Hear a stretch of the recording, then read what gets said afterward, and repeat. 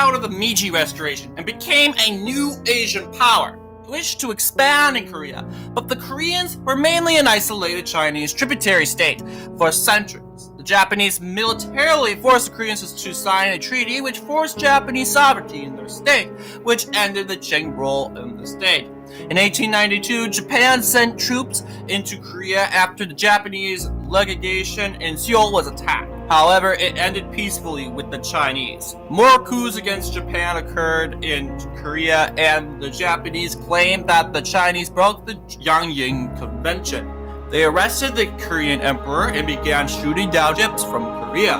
First battles were fought in Pyongyang as the Japanese drove the Chinese out of the city. After the Japanese were losing the naval war, they invaded Manchuria. The Chinese were surprised and fled with no resistance as the Japanese continued up north.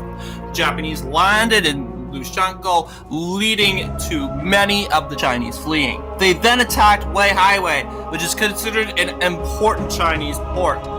They attacked on Chinese New Year, surprising the Chinese as they fled in panic. The naval war was going good for Japan as their navy shot down lingering Chinese ships. On the 12th of February, the Chinese navy surrendered.